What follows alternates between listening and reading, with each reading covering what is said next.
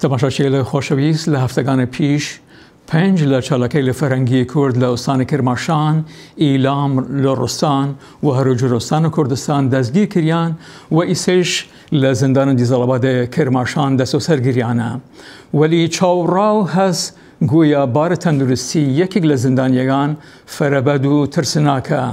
الرای زانیاره فراتر لوباره و کاکفشین کرمیان نسب لیکولر چاودیرو چالک مافگان مروف راستخو لریسکای هاولمان. کاکفشین جارکتر خوشت نواری برنامه‌گان دنگ آمریکا. خواهش کنم کاچانیگیان ای وقت دانه و خیر فرم ممنونم که این فرصت داین من که یه جارت کاکفشین گرچنین و تماشاچیل من بیشن کامل زندانیگان بار تندرستی نساها.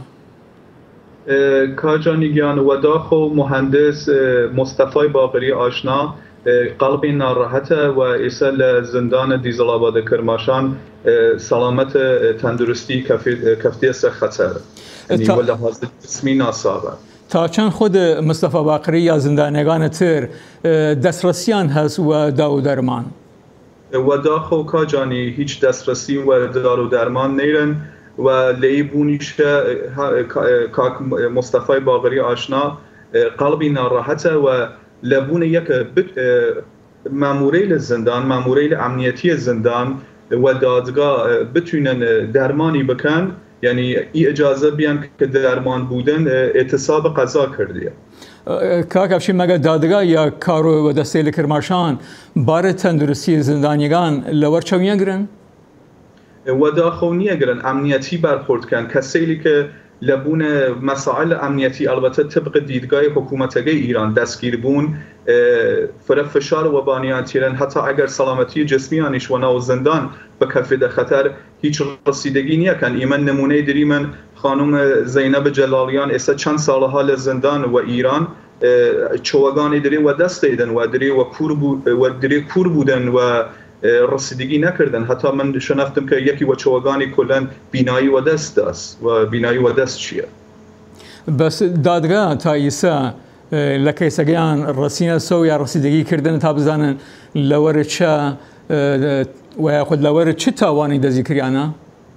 و داخل کاجانیگیان تا ایسا هیچ رسیدگی و پروندیان و کیسگیان نکریاس و بلا تکلیفن و ایسیش کاک مصطفی و کاک اردشیر موسوی لزندان اعتصاب قضا کردن و دینان یخون لبون یک و پروندگیان رسیدگی بولی بلا تکلیفی بان دیشت.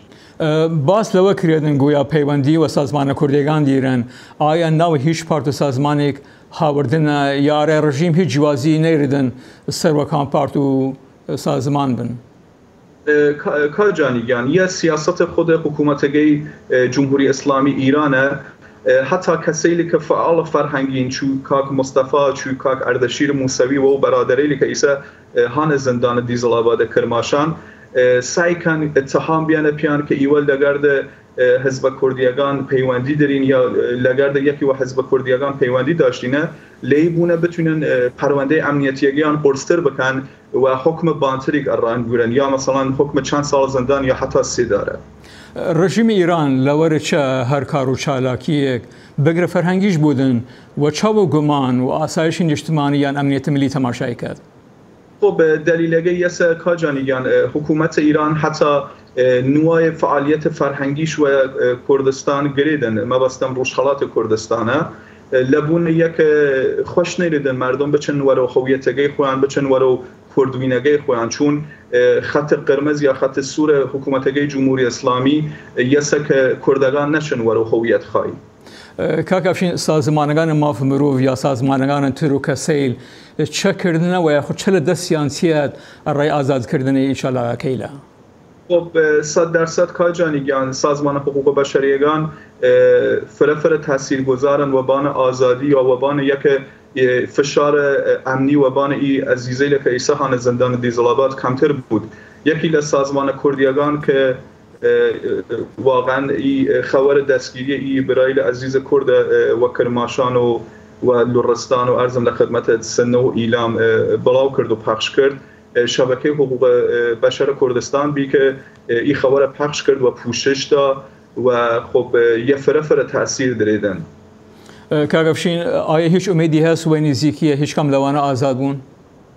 ولا کاجانی گیان و داخو تایسه بلا تکلیفن و حتی دادستان کرماشان دستور آزادی یانه و گرد قرار وثیقه رد کرده. یعنی شعبه 4 بازپرسی دادگاه انقلاب کرماشان دستور داست که یانه و چونین و گرد قرار وثیقه کاگفشین کرمیان الساب لیکولر شودیر کاروبایی چالاک مافیل مروف فرافره سپاس.